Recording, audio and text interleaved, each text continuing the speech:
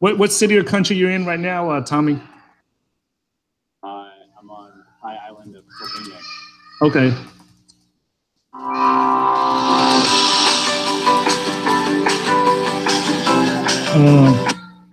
Okay. I know that. Okay, guys, if you guys can hear me out there in crypto land, right, please let me know, and we'll get the broadcast started here. I love doing these live broadcasts, man. I feel like one of those guys on that I grew up watching on TV, on sports and stuff like that, you know. So, yeah. Are you on YouTube? Yeah, I'm on YouTube also. So I got the Rise app over here, and then I got YouTube over here, right? So, all right, guys, you guys can hear me now, right? I got confirmation from Bitcoin Plug, from Aramis87, right? So, guys, welcome to the show today. My name is Tai Zen.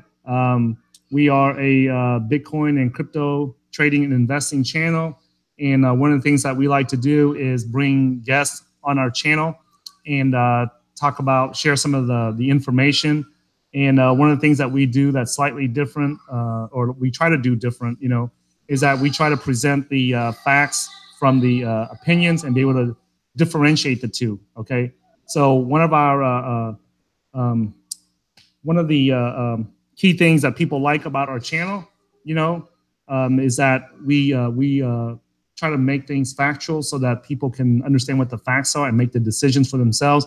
And then along the way, I'll chime in with my opinions, but I try to make it clear what's my opinions versus what's the factual information. Okay.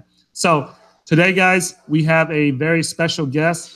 We have Mr. Matt Hamilton joining us from Europe. Say hello, Matt. Hiya. How are you doing? Okay. And so Matt, so let me explain to the audience here how we got started, how I got Matt on this broadcast. Let me pull up my Twitter here on my second channel here. So I was tweeting out some stuff. Somebody had tweeted out that in the news recently, one of the people in Ripple died and passed away, and supposedly $500 million worth of their crypto assets in Ripple, right, supposedly is going to die with him. I think he was one of the founders of Ripple. Is that correct, Matt? No, he wasn't one of the founders. He was just an early investor, as far as I'm aware. Yeah, okay, so he died, and so I made a comment on Twitter that to just rewind the blockchain and release the funds to their family. And I think it was someone on here. I'm trying to find the person's name so that I can give credit to the correct person, because I don't want to say the wrong person's name. Okay, but he knows who he is. Dr. T. Dr. T on Twitter at XRP Trump. Yeah. Okay, so that's Dr. T, and he said, "Hey man, that's not correct," and he gave me some information to clear up the quote unquote rewind the blockchain tweet that I put out, right? And so I appreciated that, Dr. T at XRP Trump, okay, because one of the things that we do on our channel is that we always try to, if we have wrong information, we try to get it cleaned up. And Dr. T suggested that I talk to Matt Hamilton here, to someone that has actually worked on the XRP or the Ripple blockchain, and we'll get into that in a minute to eliminate the confusion. And so that's how we ended up here in this broadcast today. So that, but before we get started, Matt, could you talk about a little bit about your background? Are you a software engineer, trader, investor? What is your background so that our audience knows what's your basically your credentials? Okay. Yeah. So yeah, my background is a software engineer. I work for a large, well-known software company. But in my sort of personal, I guess, sort of side project is investing in cryptocurrency, which I kind of got into maybe about, like 9-10 months ago, via a colleague at my previous company that I ran. And yeah, so I kind of got into writing as an experiment, writing a crypto trading bot against the XRP Ledger. And lo and behold, it actually started working and started making some money. So I kind of got further and further down this sort of crypto rabbit hole and started learning a lot more. So yeah, I'm a software developer, but I've got an interest in sort of trading in that. I've just recently completed a fintech course at Oxford University on the basis of that, and working on a sort of a side project at the moment for a project to do with XRP in the UK. Okay, so but basically your background is in software engineering, Yeah. and so you're capable of understanding and reading and writing some of the blockchain code that is on the market right now, right? Yeah. Yeah. I know that maybe you don't know all the computer languages, but but you are capable if you want to learn whichever Bitcoin, Ethereum, or any of those, Ripple, then you're capable of going out there and learning it. Yeah, exactly, and that's why I ended up, sort of learning some of the stuff with Ripple was kind of a personal programming exercise to just kind of learn some more stuff, and that's kind of what started it. Okay, and so Bitcoin is the granddaddy; it's the original, blockchain and everything, and the second popular one is Ethereum. What made you choose to research or work on or practice on Ripple out of all the ones? Because when you first come into Ripple, into the cryptocurrency world, there's a huge amount of information that indicates that, Ripple is, people call it a scam, people call it centralized, that a company owns it or corporations own it, governments own it. I mean, there's all kinds of, I guess, theories or conspiracy theories or information that's online regarding that. Ripple is not a real blockchain. So if you are a software engineer and you come into the world of cryptocurrency and blockchains, what would prompt you to go target a blockchain that has the most accusations that it's not a blockchain? Kind of accidental, to be honest with you. So a colleague of mine at the company I used to run used to mine Bitcoin, and he was very big into Bitcoin. And then he kind of realized that actually Bitcoin was being more and more centralized with some sort of large players, and that the energy requirements going up and it wasn't going to be sustainable. So he started looking around. He found XRP and decided to basically sell all his Bitcoin for XRP. And at this point, XRP was, cents when he bought it. What year was that? This would have been probably maybe about this time last year, maybe. So okay. 12 months ago or so, maybe a little bit earlier. So he did really well then, because Ripple was at a much lower price point. Yeah. I remember it correctly. Yeah, he was buying it at, I think, sub 10 cents. Okay.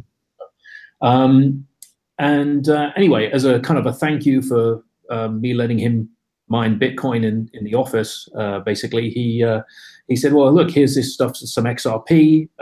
It's not worth much at the moment, but maybe one day it will be. They're doing some really interesting stuff in working with how money's being moved internationally. So here, have a play around with it. And I was just finishing up one contract I was working on and was looking to kind of just do something in my free time to just sort of learn a different programming language. And thought, I'll see if I could do something with this. And a cryptocurrency trading bot, that sounds like fun. Let's try that. And kind of that's what kind of led me into it. So it was only after that I kind of discovered all the a lot of the sort of misinformation out there, and a lot of these accusations, as you say, and conspiracy theories and all this kind of stuff. And it was only kind of more recently that I've kind of become very active on Twitter and various message boards and stuff, kind of trying to correct some of the misinformation out there. But okay, so my common, I grew up in the projects and the ghettos in America, so from the streets, my natural instinct is when I hear you say that, right?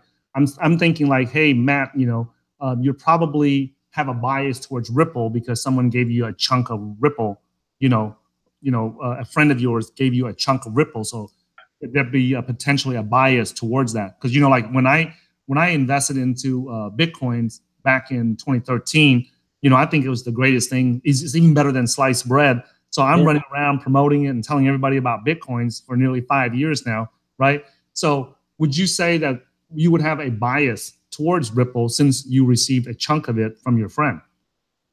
Perhaps you could say that, but I would say that the chunk that he gave me is very, very small now compared to the amount I now own. I've invested a lot more into it. Okay.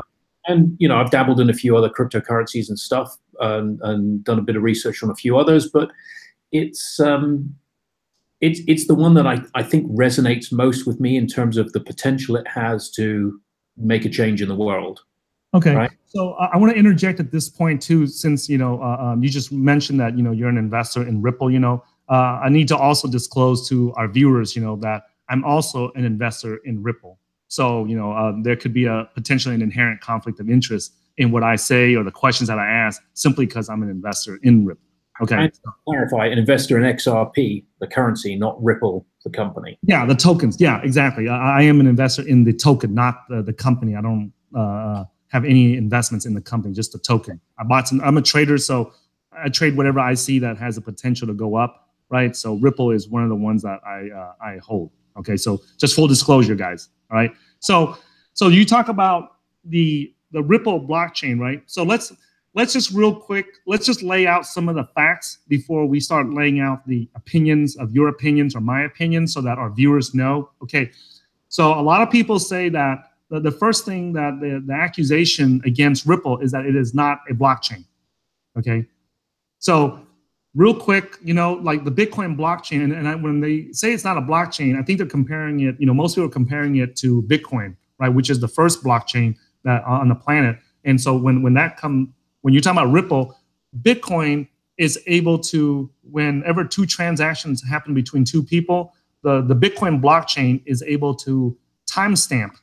It's a timestamping technology where it timestamps which one occurred first, the sequence of transactions, the sequence of events, which one happened first, which one happened second, and then it also validates if the amount of the transaction is accurate or not, right? Yep. So that's just a quick, what do you call that? Summary of the Bitcoin blockchain is that it's a ledger technology, a public ledger technology where it allows everyone to see when each transaction was happened. So it timestamps it, and then it also validates and lets everyone know if the amount of that transaction is accurate or not. Okay, yeah. So could you talk about what is the difference between the Ripple blockchain versus the Bitcoin blockchain? Okay. Okay. Yeah. I mean, actually, what you just described there is an almost exact explanation of what the XRP ledger is as well, right? So the XRP ledger, very similar. You have these blocks that they call ledgers. Within there, you have a number of transactions, and each block or each ledger is digitally signed, and the signature is then included in the next block that is created, so that you have this chain of ledgers, and you can go back in time and look at them, and you can prove that transaction happened at that particular point in time, right? That's exactly the same. So the only real difference between the two is how you deal with what's called the double spend problem, which is when, if I have, whatever, 10 Bitcoin, 10 XRP, $10, whatever, in my pocket, in a physical world, if I give that $10 to you, I can't now give it to somebody else because I've given it to you. Agreed. In a digital world, I can copy that $10 because it's just bits and I can give it to multiple people, right? In a centralized database, you have one arbiter that can say, okay, you've spent that once, you can't spend it a second time. In a distributed world, so with Bitcoin, with XRP Ledger and the others, you need a way to deal with that. So real quick, so that for our audience, because we have people that English is not their first language and they're listening to this, when you say that it has an arbiter, right? Yeah. That means just a person in control of it, correct? Yeah, a central authority in control. So with a regular bank, they have a database somewhere in a data center that it has a database that has a record that says you have $10 in your bank account. Okay. You make a transaction, $10 is deducted from that bank account. You now have zero. If you make a second transaction, it goes, nope, sorry, you've got no money left. You can't make that transaction. Now, with a distributed ledger like XRP or like Bitcoin, there's no one central authority, right? So how do you deal with making sure that I don't spend that $10 twice? Now, In Bitcoin, they have this process called mining, and what happens is you basically try and solve a puzzle, mathematical puzzle, and you get elected effectively a temporary leader that for 10 minutes can basically say which transactions are valid. With the XRP ledger, it takes a different approach in that that problem is really easy to solve if you can decide which order the transactions happened in. If you can agree that which order the transactions happen in, then you can agree the first transaction is valid and the second transaction is then invalid because you've spent all your money, right? Okay, so pause right there real quick. Who makes that decision? Because in the Bitcoin blockchain, right, you have, these miners, or these people who volunteer their computers that are called miners, and what they, or they process or mine Bitcoin transactions. And what they do is these miners, basically they process Bitcoin transactions and they validate to make sure they're the ones validating it. They're volunteering their computers to validate the transactions in the network. So who is the person, the individual, or the entity, or who is doing the validation in Ripple? So on the XRP ledger, the validation is done, it's distributed and by a number of nodes called validator nodes. Now the name validator is slightly misleading because actually all nodes on the XRP ledger, and there's hundreds of nodes on the ledger, run by all sorts of people. It's a common misconception that it's just Ripple, the company, that run them, but there's hundreds of nodes run by all different individuals. I run one myself. And every node validates that the transaction is valid, is correct. But you have a certain number of nodes that you as a node operator, you say you are going to trust to come to consensus as to the order of transactions. And so basically I choose who I wish to trust. So I can say, and the idea being is that I don't have to trust each of those individuals. I just have to trust that they're not going to collude. So as an example, say I chose Microsoft, Apple, the Linux Foundation, and Wikipedia as 4 different entities, right? You don't need to trust every one of those entities. There might be 1 or 2 you don't trust, but you can probably trust that the 4 of them are never going to agree to defraud you, right? Because that means all 4 of them have to agree that they're going to be bad. Who is allowed to become a validator? Anybody. Like, can I volunteer my computer and be a validator on the Ripple blockchain? Yes, anybody can be a validator. So you can run a validator if you want. There's no permission needed, nothing. You can run a validator. The difference being, though, is if you run a validator, I have to, on my node, say I will trust you to participate in the consensus protocol. So do I have to be public? Because right now in the Bitcoin network, right, all the miners and all the processors, they are anonymous unless they choose to be public, right?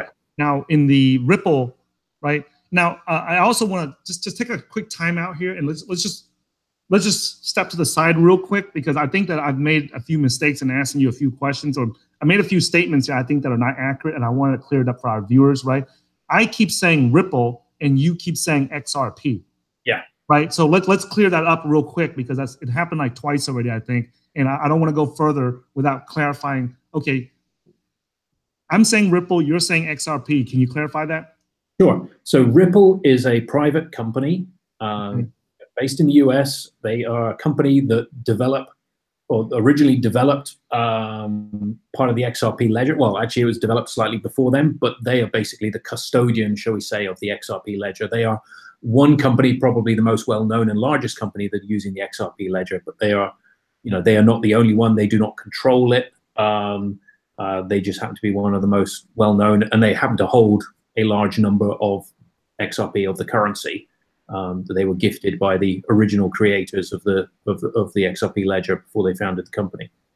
So okay, so who actually? So moving forward, I'm going to use the term Ripple, the company Ripple, and the blockchain, the XRP blockchain, and the Ripple company. Yes, correct. Just so that the viewers understand what differentiate the difference between the two, right?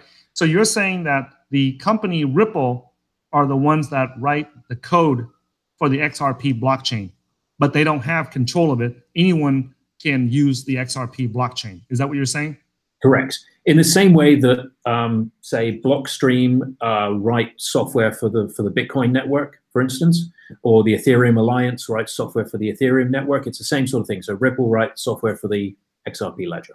Okay, so let's just say that you are capable of writing code for the Ripple, for the XRP blockchain, right?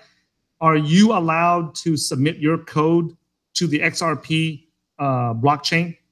Yeah, so the XRP Ledger is open source. It's on GitHub. I could write an amendment or a modification or a change or an improvement or fix a bug or whatever.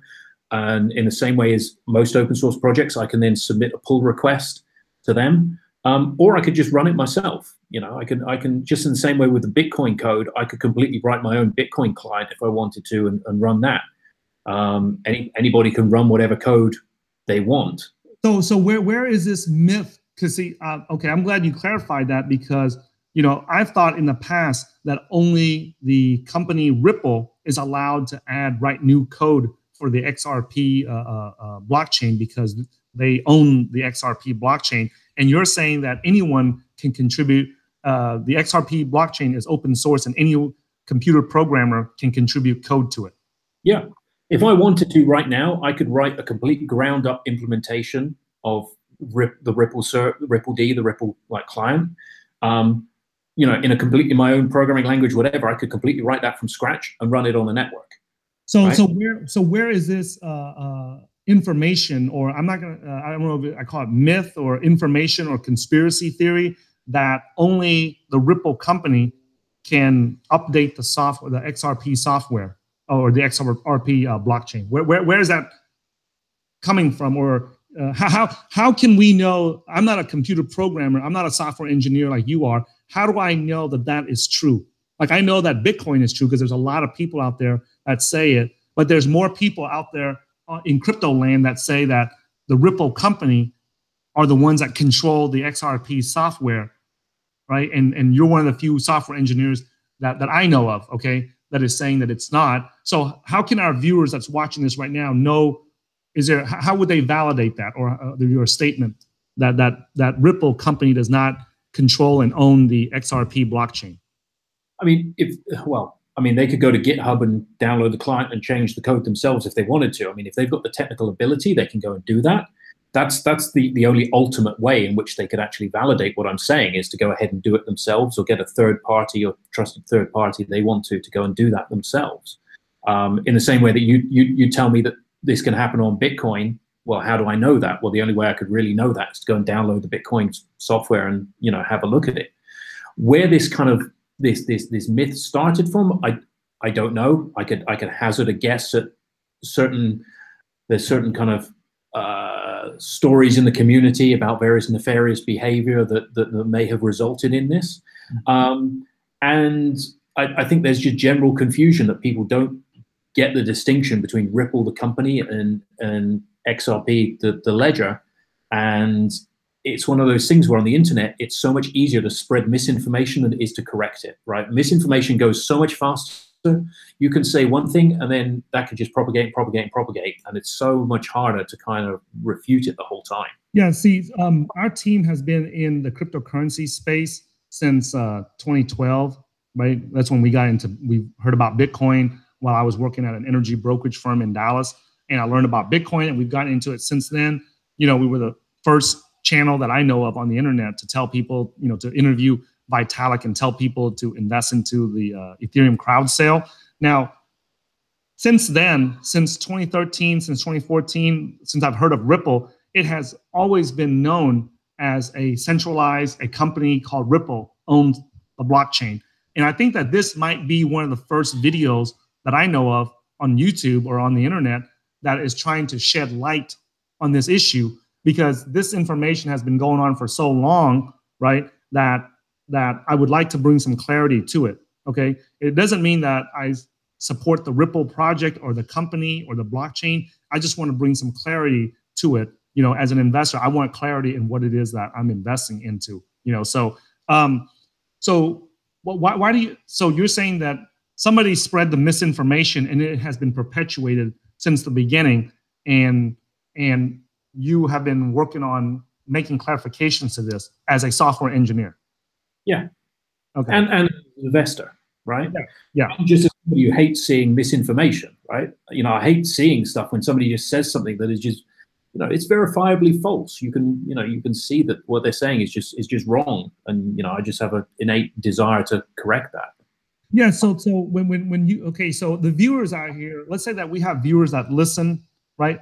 I'm a trader, so I look at a lot of the charts to make my trading and investing decisions on Ripple or any other cryptocurrency. I have no bias towards any cryptocurrency, not even Bitcoin.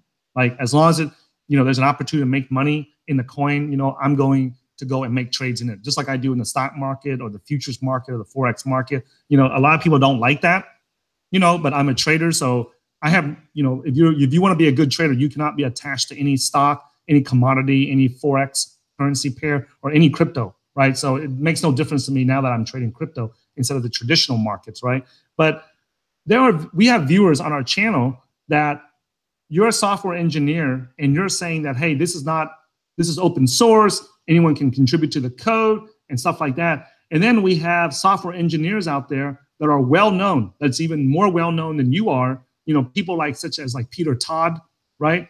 Out in the crypto land, and they're saying that, you know, Ripple is a scam, it doesn't work, and blah, blah, blah, all this other stuff, right? So how would a viewer that is non-technical, right, that is not a software engineer like you or like Peter Todd or some of these other engineers out there, how would they know, like, what would you say is a way for them to distinguish who has the factual information and who just dislikes the project? That's a hard one. That's the problem. You know, you have people like Peter Todd who, yes, they are very well known, and they put out videos, and they put out a very well known video about XRP and about Ripple, and that video contains, you know, factual mistakes, and people keep quoting it and people keep going back to it because they know him. And you know, I guess if you see a lot of the discussions, if they follow any discussions on Twitter and look around, the XRP community is very good at trying to explain a lot of these misconceptions and trying to keep it very, very civil, the discussions, and kind of say, okay, you know, that's what you're saying, but that's incorrect, and this is why. The crypto space is very tribal. There seems to be a lot of people that are very, you know, have a lot of vested interest, you know, directly financially in things, and that kind of unfortunately brings out a particularly nasty side of human nature, I think. So in the world of crypto land, right, there's this huge, like, mental issue with fairness. Okay, like this huge mental issue that, hey, it needs to be quote unquote fair, right? Yeah. Now, for me personally, I don't give a shit. I don't give a shit if you have 1 million Bitcoins and I only have one, or if I have 1 million Bitcoins and you only have one. I really don't care. That's your problem. That's not mine. You know what I'm saying? If you are the one that has 1 million Bitcoins and I only have one, well, that's, you know, too bad for me. Great for you. If I'm the one that has 1 million Bitcoins and you only have one, that's your problem. It's not my problem, right? So whenever this idea of fairness, okay, and this is my personal opinion. Like I told our viewers, you know, I'll make it clear when it's my opinion versus when it's facts. You know, the opinion of the people that shout and talk the loudest in crypto land is that it needs to be fair. Like the distribution of the tokens or the coins need to be fair. In my personal opinion, I don't give a shit. Whatever you did to get 1 million Bitcoins or 1 million Ripple or 10 million, that's you. That's, you know. Unfair. I mean, is you know, Bitcoin, well, fair if you happen to own a power station, right? I mean, yeah. You know, if you own Bitcoin, right? Okay, if you want to get some Ripple now, where are you going to get it? You're going to go and buy it, right? You're going to buy it off someone that's selling it. If you want to get Bitcoin, how are you going to get it? You're going to buy it off someone that's selling it, right? Yeah. Chances are you're not going to actually sit down there and mine it. The reason being is it's not economical for you to do so, right? Unless, like I said, you've got a great big power station and big mining operation in a location which has got cheap enough power for you to do that competitively. Yeah, so there's always people out there that have a competitive advantage. There's always, no matter what you think, what you know, how much money you have, there's always somebody out there that has a better advantage than you do. You know, worse. You know, that's life, right? Yeah, that's life. One of the things, the Ripple, the company. So a lot of people take exception to the fact that they own so many XRP. Well, you think that XRP was worth nothing originally, right? When they started. So they owned a large pile of nothing, right? And now it's started to become worthwhile. Why? Because of some of the work that they've done, because of the advocacy they've done, the relationships they've built up, and what other companies have done, and other developers, independent developers, and things have done that has increased the value. It's not just Ripple, the company, but it's the whole community, the XRP community. There's independent developers building stuff on top of the XRP ledger as well. And that's what's increased the value. So, you know, the fact that they have stuff that's worth a lot of money, well, that's because they put the effort in. So they're being rewarded. Yeah, I remember in 2013, 2014, somewhere around there, nobody cared about Ripple because it had no value. Agreed. Yeah. Like no one was complaining that they own, you know, a gazillion tokens or the majority of the Ripple tokens back then.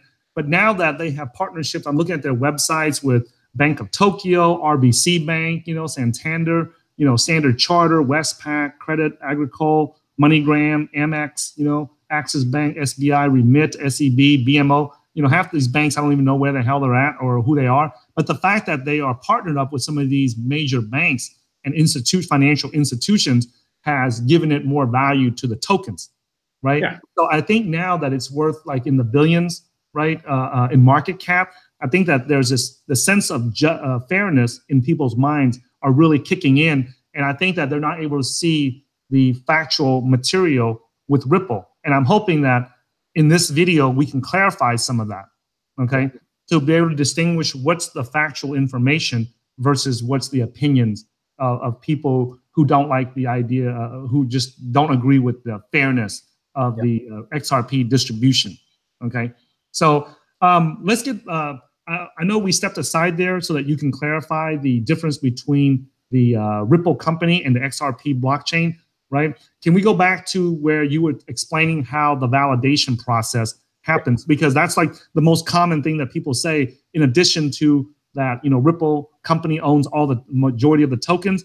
The other accusation is that Ripple is not a blockchain. Okay, so can we get back to that and you explain how that validation process works and how it differs from Bitcoin? Sure. So like I said, anybody can run a validator node. And now a validator in Ripple has a much, much simpler job than a miner in Bitcoin, because a miner in Bitcoin is effectively trying to do two things. It's trying to deal with a double spend problem, and it is also basically rewarding miners, and so it's distributing the tokens. With the XRP ledger, you're not distributing tokens, so you can take that bit out of the equation. So the only thing that the validators are doing is ordering transactions.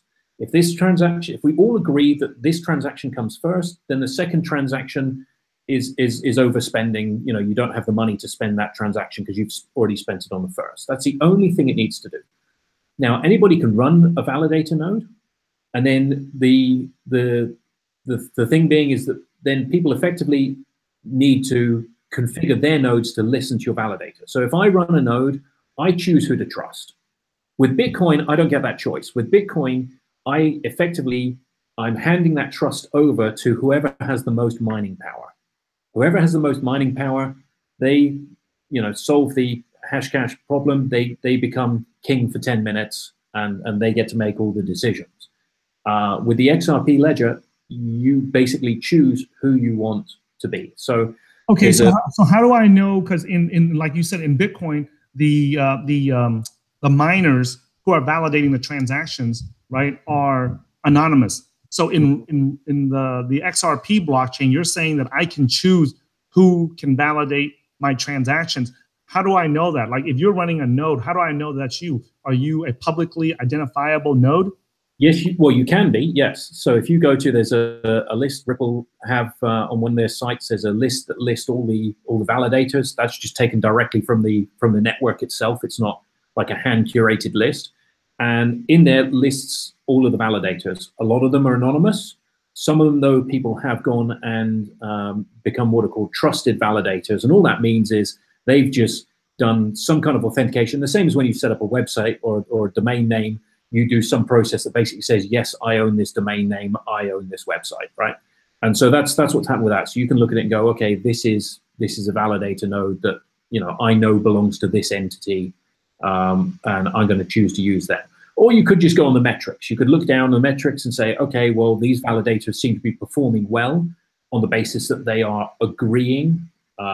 If there's one validator that's continually disagreeing, everybody says that the orders should be this, and this one validator keeps saying, no, I think the order is going to be this, and is always in the minority, then the chances are, they shouldn't be trusted. Okay. So I just want to pause real quick and just share this with my viewers.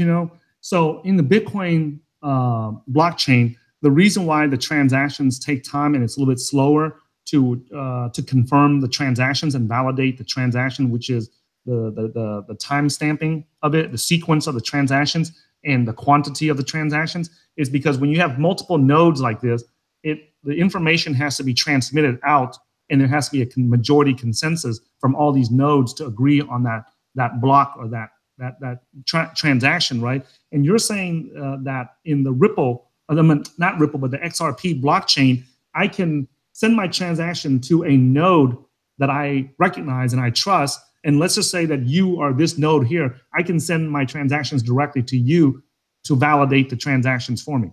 It's okay. So it's not quite like that. So two things. One, the reason why Bitcoin is slower is because a new block is only generated once every 10 minutes on average. Mm-hmm. So you have to wait 10 minutes for that block to be effectively closed with the transactions and signed and verified. So it takes 10 minutes to verify that, right? Yeah. Then not only that, there's a chance that later on, because of the probabilistic nature of Bitcoin, it could be that later on it's deemed that there's a longer chain from another miner which overrides that one. So that's why you have this, like, I have to wait a certain number of confirmations to be sure that really this transaction is final, right? So each block is 10 minutes, and you might say, okay, I'm going to wait 5-6 iterations. So that takes you, an hour before that's final. With the XRP ledger transaction, a ledger is closed about every 3.5 seconds, right? So it's much faster rate. So the Bitcoin network has closed something like 36 million ledgers in its 5-year history. Has been running publicly. And when you say ledgers, that's just transactions on the XRP blockchain. That's the equivalent of blocks on the blockchain. So each ledger is a block of transactions. Okay. Right? Okay. So yeah, that gets turned over about every 3.5 seconds, something like that. And sort of slightly different to what you said, I don't send my transaction to a validator to be validated. I validate that the transaction is valid, that it is correct. All the validators do is check to make sure that 2 transactions of about the same time, which one comes first. And so it's not that I send the transaction to them. All I do is I listen to them. So there's a whole bunch of validators out there, and I say, I'm going to listen to these 5 validators to choose which ones I think is correct, right? And so these 5 validators, I'm gonna say, okay, what is the consensus with these 5 validators, and that's what I'm gonna agree on. So an example, for instance, an analogy is you've got a courtroom and you've got a bunch of jurors, and something's happened, right? There's a murder has happened, and these jurors have got to decide whether that person is guilty or not. Now, you don't have to trust each of those jurors individually, right? But say you've got 20 jurors or whatever. If 18 of them say they're guilty, then you can probably say, okay, I think that person is guilty. Or if 18 say they're innocent, we're going to say they're innocent. You don't necessarily have to trust them individually, but they're all going to say whether they think they're innocent, they're guilty or not, and you choose which of those jurors you're going to listen to. Okay, but okay, so my response to that, or my argument for that, is that Bitcoin, when Satoshi invented the Bitcoin blockchain, he did not know in 2009 how long it would take for the transactions to propagate around the world. Okay, yeah. So that everyone gets that transaction. So he set it at 10 minutes, right? So that that way the propagation time, there's enough time for the transaction to propagate throughout the entire network around the globe, so that people the miners can grab that transaction, right, and validate if it's legit, and then start hashing it, right? And then they can rebroadcast it out. And then if you and I are out here and we run Bitcoin mining nodes, right, we can, if I'm working on it's based on the longest chain. So if I'm working on one chain and you're working on the other chain, and let's just say that my chain has 500,000 blocks in it, and your chain has 500 and 500 million, 500,000, 100 blocks in there, then your chain is going to be the one that's valid because my chain is shorter. So I'm going to drop mine, and all the blocks that I've been working on, they're going to be orphaned out and kicked off, and I'm going to start working on your chain. Correct? Okay. Correct. So let's just say that the Ripple, what you're saying is that the transaction, the block times in Ledger, in Ripple, it's in the XRP blockchain, they're called ledgers, which is the equivalent to the Bitcoin blocks. So if these ledger blocks are created every 3.5 seconds, what happens when it starts to propagate around the world and the nodes, the XRP nodes on the other side of the world, when they get it, how do they know that? What's the process for them to know which one is the correct chain to work on? So, well, 3.5 seconds these days is plenty of time in the speed of the internet, right? So, again, bear in mind that the XRP ledger was designed with an eye on Bitcoin, right? So lessons from Bitcoin. So one of the main guys, David Schwartz, who architected the XRP ledger, he was a Bitcoin developer originally, right? So he was learning lessons from what had happened with Bitcoin when designing the XRP ledger. So, 3 seconds, that's fine. That's plenty of time for a transaction to be broadcast around the world. And if a transaction comes in and it's not in time, well, it will be in the next block, right? So it'll be in the next ledger, So if you don't get in that one, then you'll get in, a few seconds later. So no big deal.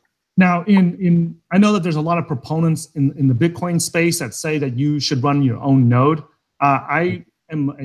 It's just my personal opinion that I don't care about running a Bitcoin node, because people say that you should verify your own transactions or validate your own transactions. And in my opinion, like if I don't have the capacity or the ability to write to the Bitcoin ledger, and only these Chinese mining farms have the ability to write to it because they have more hashing powers than I do, right?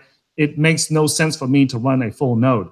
Yeah, that's just my personal opinion. That doesn't mean it's right. It's just my personal opinion, right? Because it's easy to say that someone can run a full Bitcoin node and validate their own transactions, but if you don't have the ability to write to the blockchain, the Bitcoin ledger, like these big Chinese mining farms do, then what? To me, it doesn't make any sense. In the world of XRP blockchain, can you say that you can run a validator and I can run a validator? Is it realistic for us to write to the ledger? Or is it only the people that have the biggest computing power that can write to the ledger? Nope, anyone can. Now, within the XRP ledger, there's basically what's called a stock node and a validating node. Mm-hmm. And a stock node is what you can send a transaction to, and it will communicate it with the rest of the network. It will validate that transaction as well, right? So it's what your client, what your, say, wallet on your phone or whatever, or in my case, I run a trading bot. That trading bot communicates with the stock server that I run, right? A validator just does one step further and participates in and basically publishes out its consensus information for others to listen to. That's the only difference. So a validating node is slightly does just one more thing other than a stock node. Okay, so with that, so basically the validator node and the XRP validator node would be the equivalent of the Bitcoin full node. Is that correct? And but then much less resources. This is the point, because you're not doing any mining, mm-hmm. right? I can run a validator or a stock node on a bog standard server with a few gig of RAM and regular CPUs, right? I don't need like tons of graphics cards and ASICs and stuff like that. So the great thing being is, if you needed to move a node for whatever reason, say there's some political pressure to shut down validators, well, of course, they can just be moved and set up somewhere else, right? A lot of these are being run on like virtual servers and can just be moved very easily. Okay. There's no with Bitcoin, if you wanted to, if say you mentioned these big Chinese miners, if for instance, the Chinese government decides to shut them down and you need to move all those miners, well, you've got to find somewhere else with decent power for you to run that. That's a much bigger operation than just moving a server to somewhere else that just happens to have a server, right? You don't need all the power requirements. Yeah, so I was going to get into that next after we finish talking about the validators, because you're talking about censorship resistance right there. So I was going to cover that, because that was a huge issue that I had an issue with about the XRP. blockchain. But I just want to get back and finish up this about the validators, right? So you're saying that the validating node, the XRP validating node, would be the equivalent of the Bitcoin full node, and then the XRP stock node would be equivalent to the light client, the Bitcoin light client, where it can only just read, it can't write. Oh no, it can write as well. The stock server can write as well. Okay. Okay.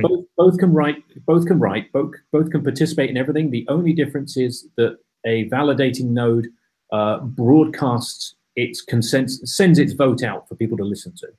Right? Okay. That's the only difference. Okay. And then the other thing too. Okay. Now let's get into the censorship resistant that you were just talking about, right? So one of the things that makes the key, in my opinion, one of the biggest benefit of Bitcoin is that we don't know who the miners are. We can say that the miners are Chinese, and there's 4 or 5 groups of mining pools that control the majority of the Bitcoin mining process and the hashing power and the security of the Bitcoin network and everything. But at the end of the day, we don't know who they are.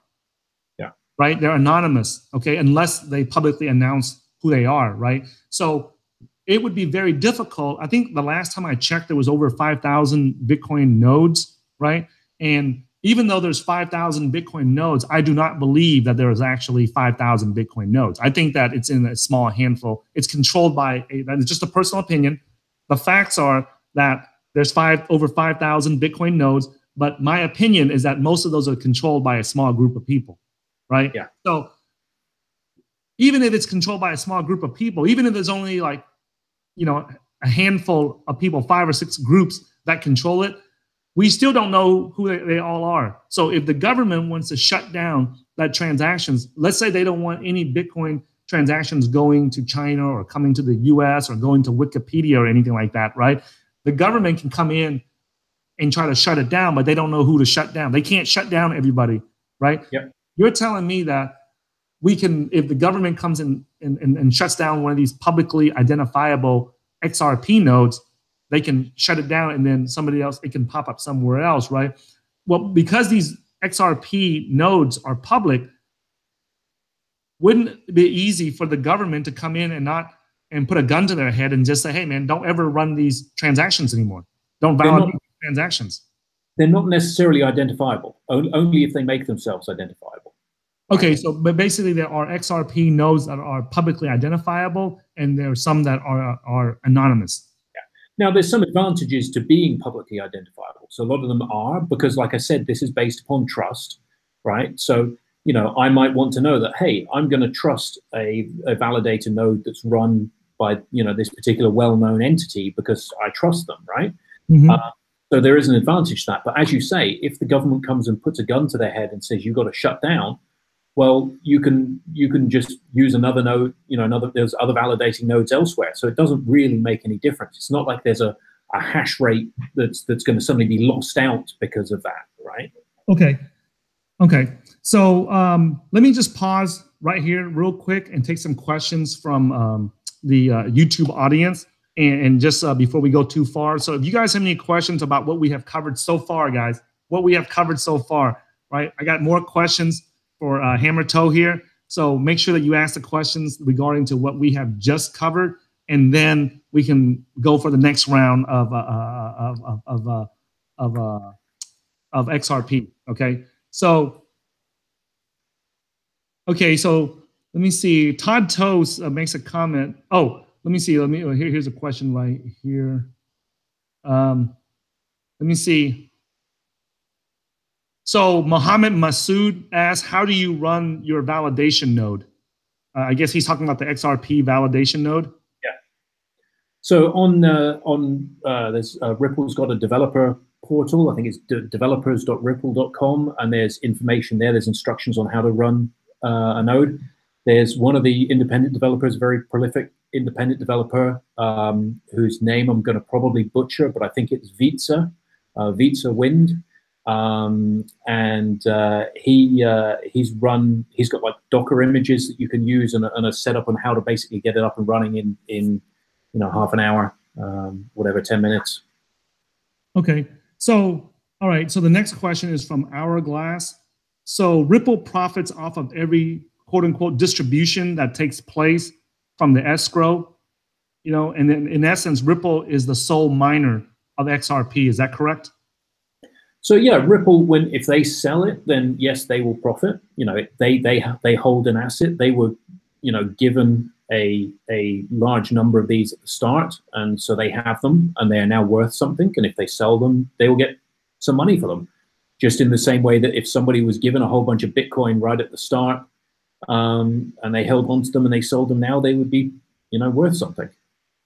Okay, I think that I don't think that he's referring to the amount of Ripple XRP tokens that the Ripple company holds. I think he's referring more to the escrow that is being done by the Ripple company. Yeah, so Ripple have put a large number of their XRP in escrow. So I think it's about sort of 55 billion XRP in 1 billion increments that would come out of escrow every month.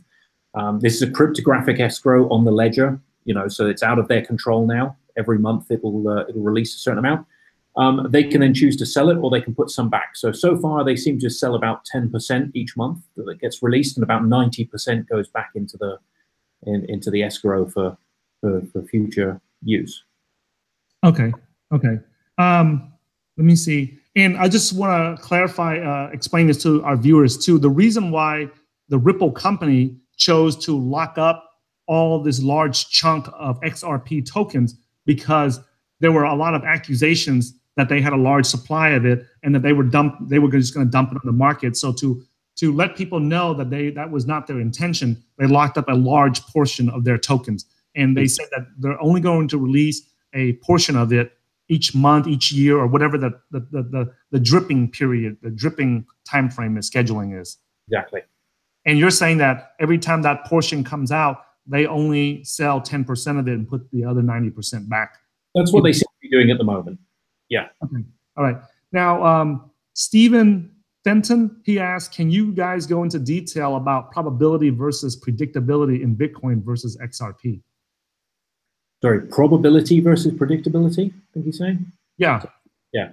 Okay, so I think what he's probably referring to is the process by which transactions are confirmed, I'm guessing. So with Bitcoin, it's a probabilistic nature. As I mentioned before, you get, once a transaction is complete, you then have to wait a certain number of confirmations before you can be really sure that there's not going to be a longer chain that's going to basically supersede the chain that you have. So you might wait 5, 10, whatever confirmations beforehand.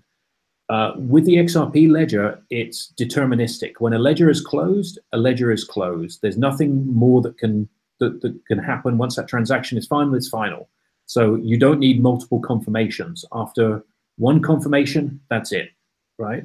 So that's why when you deposit, say, XRP on in an exchange, it shows up, you know, seconds later. Whereas if you try to deposit something like Ethereum or Bitcoin, then sometimes they'll say, okay, we need to wait, you know, 5, 10, 20, 30 iterations, confirmations before we actually let you have access to it. Okay, so okay.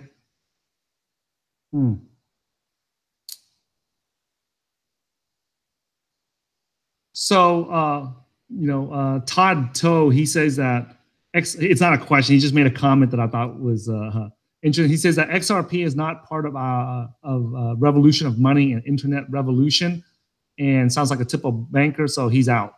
Okay, can I answer that actually? I know that you wanted, because that's one of the accusations that you know, Ripple and XRP get constantly. So that's the reason why I'm reading it to you, even though it's not a question, because I know you want to comment on that. Yeah, sure.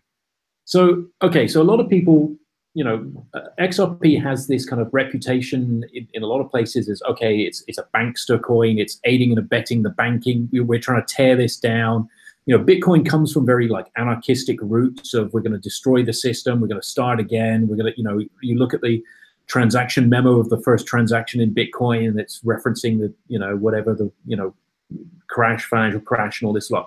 So, you know, Bitcoin comes from these very anarchistic roots, and that's one way to try and solve the situation. What XRP is trying to do, and that people, I think, misunderstand this, and what Ripple are trying to do is they are not necessarily trying to, help the banking system to still do its evil thing. What they are trying to do is they're trying to democratize the process by which money can move around and value can move around. So they can create an open playing field, a level playing field, an open network on which anybody can participate, including big banks, but including small players as well, right? At the moment, if I want to send money from the UK to the US or to Vietnam or something like that, right? For me, the only way I can do that is through a bank or a money transfer service or whatever, right? Or using things like crypto, which is great, but unless I go and buy Bitcoin, send Bitcoin, and somebody has a way of dealing with Bitcoin at the other end, that only satisfies a small number of people, right? Yeah, and people don't realize that's just a very small fraction of the human population. Yeah, it's a tiny amount. If you look in sub-Saharan Africa, you look in India, there's so many people that just don't even have bank accounts. They don't have access to this and whatever. And there's a massive kind of fintech revolution going on, especially around mobile banking and that sort of thing. So if you can create a level playing field in which new entrants can come in and allow people to transfer value, then that's a much better solution. So what's going to happen is banks are going to have to evolve in order to compete, and hopefully that's going to bring down cost. That's going to allow more innovative players to come into the market as well and do more interesting things. Like at the moment, if I want to get a loan, right, banks of some kind are still going to exist. If I want to buy a house or a car or some big purchase item, I'm probably going to need to borrow money off of somebody, right? Yes. Imagine a situation where we have an environment now in which I could borrow money, I could borrow a loan and pay that loan back in an hour's time or a minute's time, right? Imagine the kind of interesting things you could do from a business finance point of view if you could get finance just in time, borrow money, pay it back, not in weeks or months or years, but maybe you could pay that back in like seconds or minutes or hours, right? Yeah. That brings up a whole world of business that we don't even know what that looks like yet. Yeah, right? and I want to clarify to our viewers that those are your opinions. Yeah, this is my opinion. That's not like factual information. That's just this is all my opinion. But this is a lot based upon similar. This is what Ripple's strategy is trying to do, is to enable what they call the Internet of Value. Yeah, and that.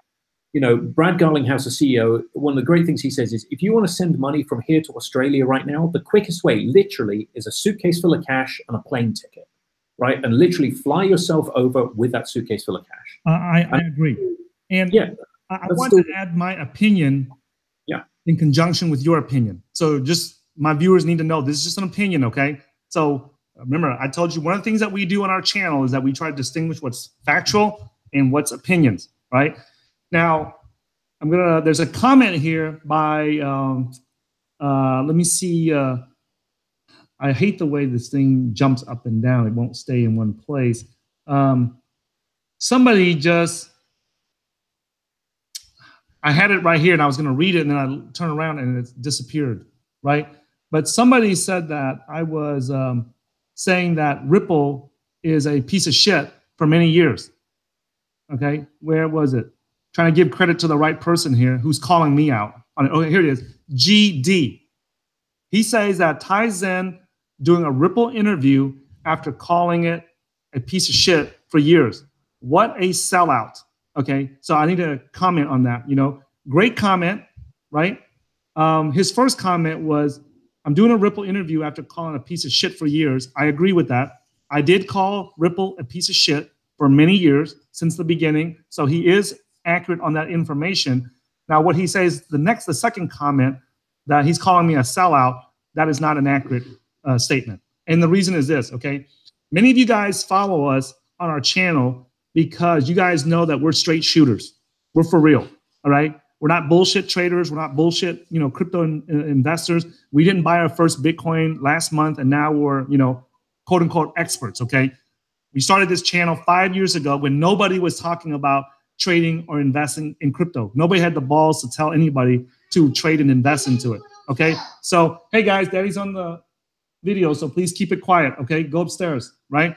So what happened is, you guys, I know that many of you viewers and followers been for years now, you guys appreciate the fact that when we learn something and we adapt to the markets, we share it with you guys.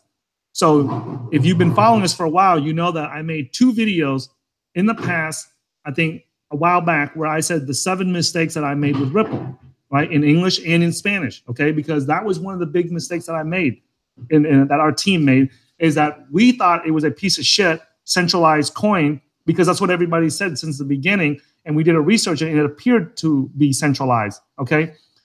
But one thing that the biggest mistake we made with Ripple, okay, and the reason why I'm doing the interview with Hammertoe today to get the factual information and get more accurate information, is because one thing that we failed to look at was compliance, right?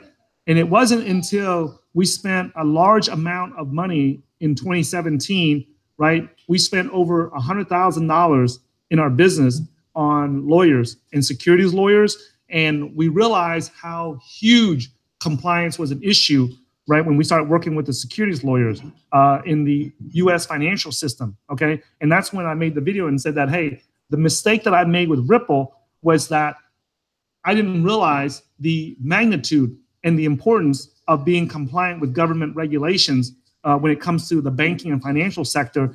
And even if Bitcoin is the absolute best payment system on the planet, in the universe, right, it still has to comply with government regulations, no matter what the anarchists, the libertarians, and anybody thinks, okay?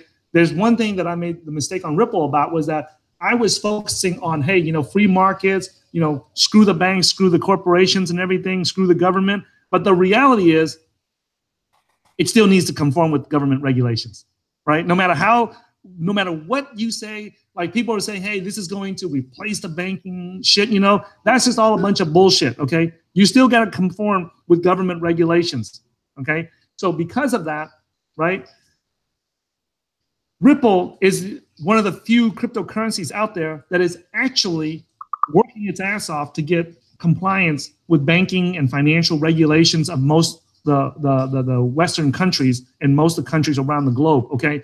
If you guys look at it, one of the things that we teach in our cryptocurrency investing blueprint is to look at what the whales are doing, okay? And if we look at the Ripple, right, and who they partner up with, they're partnering up with Santander Bank, okay? And Santander Bank, right, is putting like $1 trillion into blockchain and technologies, okay? It's not like they're putting in like $100 or $1,000 or $1 million like we are. They are putting $1 trillion. That's with a T, not with a B, and that's $1 trillion US dollars. It's not $1 trillion Vietnamese dong, okay, where it's only worth a few dollars in America, okay? So they're putting real money. American Express is a massive, massive financial institution, okay? MoneyGram, same thing. MoneyGram is right here in Dallas. Their headquarters right here in Dallas, right down the street from me. I hate their guts. I hate them, okay?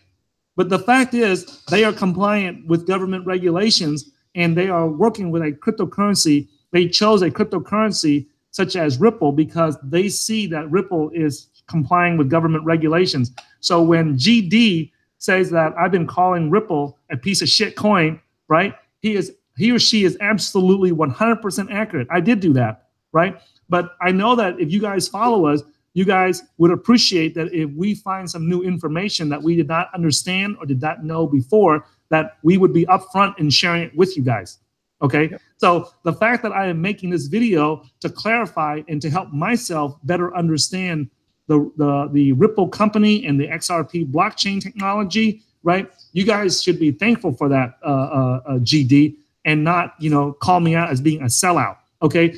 Would you guys prefer that when I find new information or get updated information that I share it with you guys, or would you prefer that I hold it to myself and not tell you guys about it when I find new information about a cryptocurrency project? I think that if you were a real follower and a loyal viewer, you guys would appreciate that when I make mistakes, I share it with you guys, okay, instead of just holding it back and not sharing it with you guys, okay? So that's my my response to GD's accusation that I am a sellout, okay? I have always been a trader and an investor since the beginning. Any information that helps me make more money trading and investing, I will use that information, regardless if you call me a sellout or not, because my wife and kids don't give a shit. Okay, all they care about is that I bring home the bacon. And for you that don't speak English as a primary language, bringing home the bacon means that you bring home food and you bring home money to the family. Okay, so I hope that's that answers GD's question and response there. Okay. There's a question here from Function, and he asks, what is your thoughts on XRP versus Stellar Lumens versus Symfon? I know what Stellar Lumens is. Stellar was started by a fellow named McCaleb. What's his name? I just froze for a minute there. Jeb McCaleb. So Jeb McCaleb and the original founder of XRP started XRP, and I don't know, there was some kind of disgrunt or dispute or argument or debate or whatever it was, but Jeb McCaleb went off and started Stellar Lumens, which is very, very similar to XRP blockchain, okay? And for some of you guys don't know who Jeb McCaleb is, he was one of the original founders of the failed Mt. Gox, and he sold it to Mark Karpeles, and then Mark Karpeles took it from there. So Jed McCaleb is a well-known and has a lot of experience in the crypto space, okay? So that's my understanding, okay? Now, so do you have any thoughts on XRP versus Stellar versus Symfon? Symfon, I'm not sure quite what that is. Yeah, I haven't heard of that either, you know, so. Unless you're talking about FinCEN, the financial... No.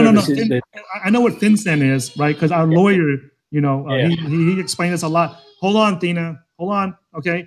A lot about FinCEN, you know. So, okay, since you don't know Symfon, and I don't know Symfon, can you explain the difference between XRP versus Stellar then? Okay, so they both use... and while you do that, I'm going to grab some milk for my daughter here real quick while you're explaining that. Okay. Yeah, sure. So Stellar was basically they forked the code from the Xrp Ledger a little while back, and basically started up effectively, I guess, a competing in some ways network that has a lot of the same properties of the Xrp Ledger.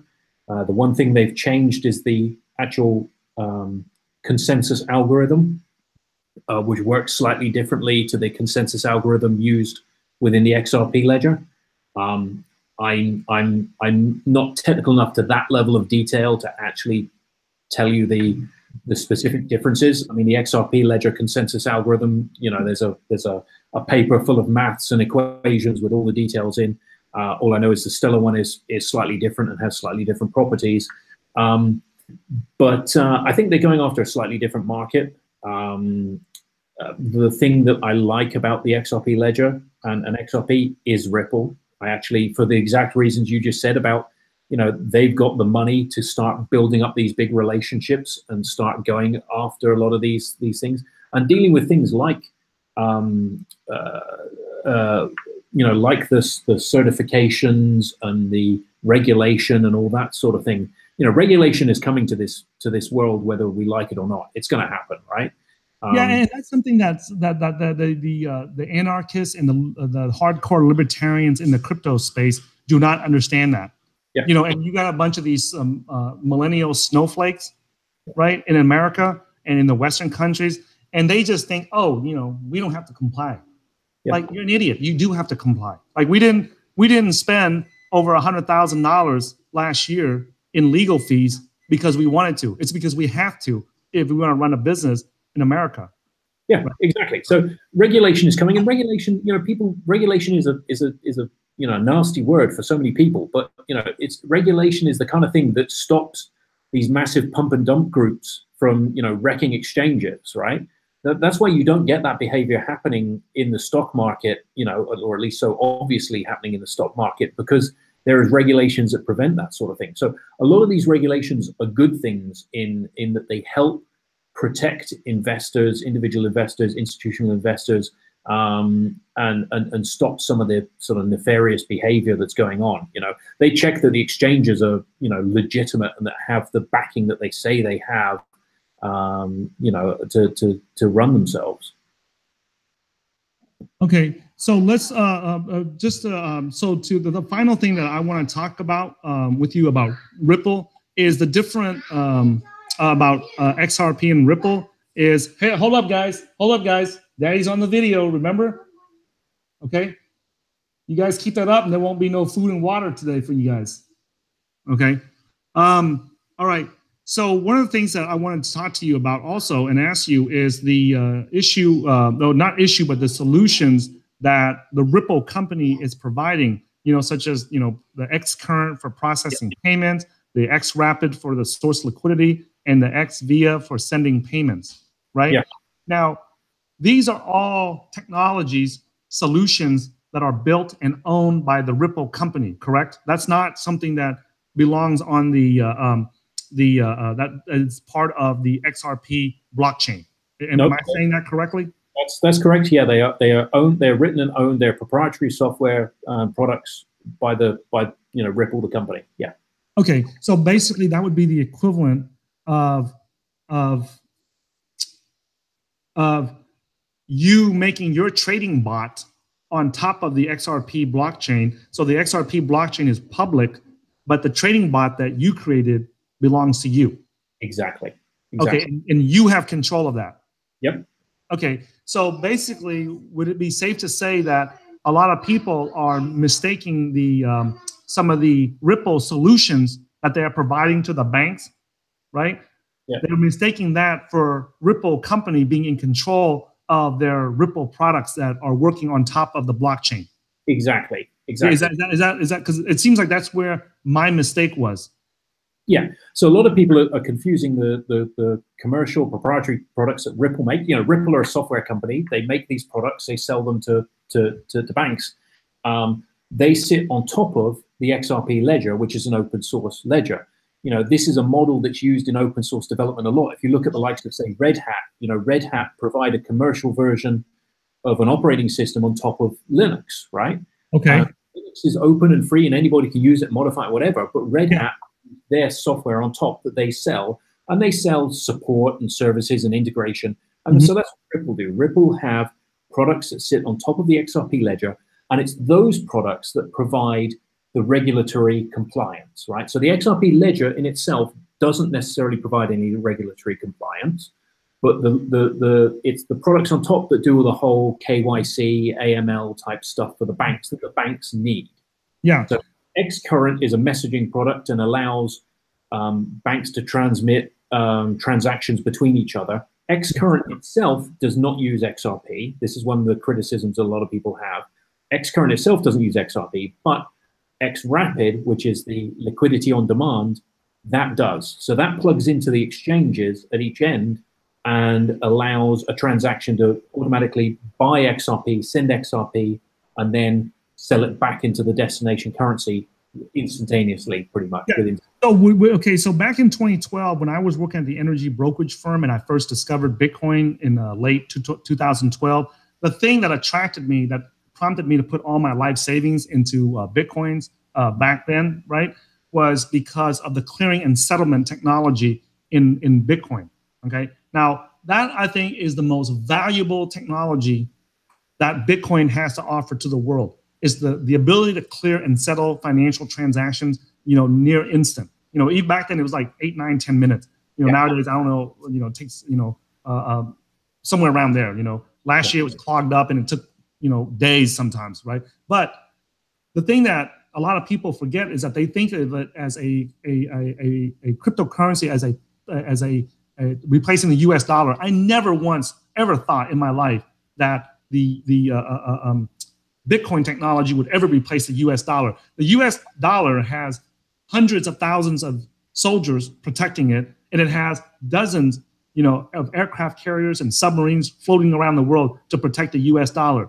Bitcoin does not have that. Ripple does not have it. No currency has that except for the U.S. dollar. So any currency that tries to outdo the U.S. dollar or replace it anytime soon is going to have nuclear effects. Okay, so I don't want, but what the thing that I saw was that it had clearing and settlement.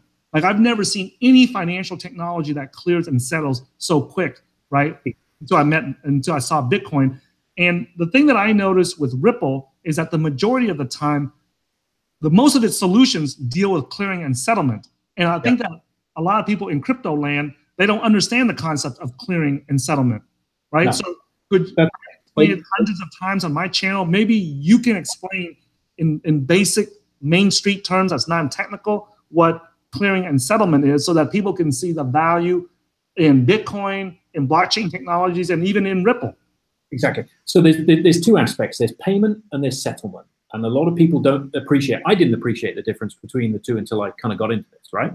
So payment, if I pay you $100 right now, I send you I go to my bank and I say, I want to pay this guy $100. They take some pounds sterling out of my account, they convert it and they send it to you, right? It might be that you get that money pretty quickly, maybe, right?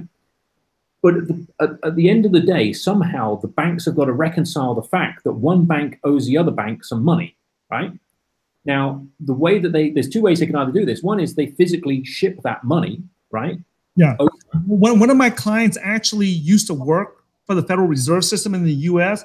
And when he explained to me how they had to every day fly plane loads of physical paper checks from one city to the other city to clear and settle the financial transactions in the US, I was like, holy crap. And he was like, yes, they would fly cargo planes of like physical paper checks that people wrote from one city to the next, and to be able to clear and settle the checks and everything.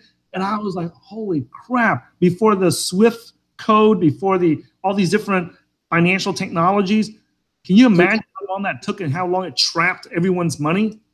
So this is the thing, is that actually what happens behind the scenes. So you think a payment, so you might pay on your Visa card, right? And you think, okay, that payment's gone through instantly via Visa. It has, but the merchant is still not going to get the money for another 7 days, right? It does. If you run a business, you know this, right? When somebody pays by Visa to you, that's great, but you don't actually get to spend the money for another 7 days because it doesn't turn up. Or maybe if you do, it's only because your bank has done you a favor and basically settled that or pretended to settle it early for you. At the end of the day, the two banks still have to deal with this reconciliation, right? And that's what settlement is. Yeah. Now, typically, it either involves physically sending the money, putting it on a plane and sending it from one place to another, or you have what's called the Nostro-Vostro account system, in which one bank will hold a reserve of money in the other bank, and they will just transfer it from their account over. But the problem with that being is that means there's large amounts of money. I mean, there's trillions, possibly, I can't remember, I saw one figure of something like 4 quadrillion, I think, like tied up in these Nostro-Vostro accounts around the world. And that's just money just sat there. And it just has to be sat there because you, at some point, want to send some US dollars to Vietnam. So a Bank of Vietnam has got to have some money sat there ready for you to spend it. Right? I know this to be true, and I can confirm what you're saying, because in our cryptocurrency business, we've had a similar situation. When we first, we prefer to accept payments for all our cryptocurrency investing blueprint or cryptocurrency investing bootcamp, products and our training, because we're an education company that provides quality education in cryptocurrency investing. And we recently, when we made the decision to accept credit card payments for the first time in our business, we banked through Chase Bank, and they actually froze our bank account. They actually froze it and took it and put it in reserves. And we're like, why are you freezing our bank accounts for? Right? And they said, well, you sold X amount of products, and we need to freeze that and put it in reserves. And I said, what does that mean? They said, well, in case the customer asks for a refund or something, we have to hold that in reserves. And I said, for how long? And they said, a year. Yeah. Right? So that reserving that money, I know it to be true because we've experienced it, right? And so it can take anywhere from 7 days, like you said, up to a year to get a financial transaction cleared. I ran a conference here in Bristol, 300 people for 7 days, international conference. People were buying tickets. They bought tickets. I need that money to go and pay the venue, pay for catering, et cetera, et cetera. I was taking that ticket payment by PayPal, right?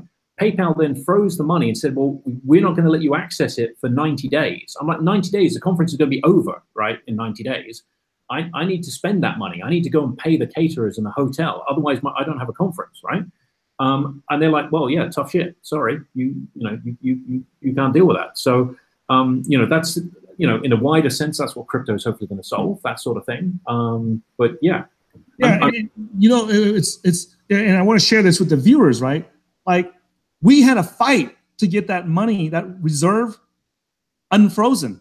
Yeah. We had a fight for that, and I'm like, this is our money. Yeah. Now you scale that up to bigger businesses. The customers paid us this. Why are you? And they did it without any notice whatsoever. And we had, you know, payments set up to all our suppliers and our vendors and everything, you know, in advance. And they just froze all that money, and we couldn't pay our vendors and our suppliers. So we had to wait for a year. And the only thing that saved us was because we were private banking clients with them. When we reached out to our private banking client, and they contacted the Chase compliance people, and we had to have huge debates and arguments for several days, several phone calls, meetings and stuff before they finally unfroze the money so that we can use it. And it's like, why the hell are you putting this money in reserve for? Like, if I can see that if there was some type of fraud or something, or somebody asked for a refund or something, I can understand that. But we haven't had that in our business, right? Yeah. And for them to freeze it just because it was a large amount, right? You know, just because they were large sums. And I'm like, you know what? It's almost like they're putting restrictions on us that we cannot sell our products or our services for X amount of dollars because they deemed it was too high. You know, I can't help it if we have a high-end product or service, right? Why should our company be restricted in selling high-end products and services just because you think that it's too high, you know? And they didn't like the fact that, you know, our website was cryptocurrency.market, right? And so there was issues with that. But imagine what would happen if we were not, you know, private banking clients with them, you know, meaning that we had you know, all our, everyone in our business, you know, all the founders in our business, we have to put large sums of money into the bank for them to give us private banking client privileges, right? So it's not, so imagine the people out there that don't have large sums of money into their bank accounts. How would they have gotten the money unfrozen so that they can use it in their business? Exactly. You know, I hate to say this, unfortunately, I'm gonna have to really make a move because I've got to go pick my daughter up from school. Okay. And, yeah. So I want to wrap this up, guys, and I really appreciate you. I have to do the same thing too, right? So I really appreciate you coming on and clearing up some of the misinformation there and giving us the factual information about the Ripple company and the XRP blockchain. And I also appreciate the opinions you shared with us. And I hope that you guys were able to get clarity on what's factual about Ripple company and XRP blockchain and what's Hammer Toes or Matt's opinions and my opinions, okay? If you guys like these types of videos where we try to dig deep and find the factual information and separate that from the opinions, right? Make sure you go to www.cryptocurrency.market and /newsletter and follow us there. You can also follow me on Twitter. All that information is below this description. You also want to tell people where they can follow you for more information, or they just want to follow what you're doing, Matt? Yeah, sure. You can find me on Twitter @HammerToe. My Twitter handle is linked from yours on there from the tweet you sent out just earlier before the show, so you can find it on there. HammerToe is not some physical deformation. It's actually a phonetic corruption of my surname Hamilton that happened once upon a time and has stuck. So yeah, I use that. Strangely enough, it's never used as a username anywhere, so I grabbed that. So okay, so that's @HammerToe, and it's spelled just like you hear it, right? Yeah. Just, you know, in the ghetto where I grew up in, right? If you say that someone has hammer toes, that means that it's a girl or a guy that has, you know, toes that's all bent up and all crooked, you know. I'm sure my toes are fine. Your viewers don't want to see them. Fine, okay. Okay. All right. Well, thanks for joining us. And then, you know, hopefully, you know, that clears it up. If not, you know, we may have to bring you back in the future. Okay. I'd love to. Pleasure. Thank you very much for having me. Thanks, Matt. And this will conclude this broadcast.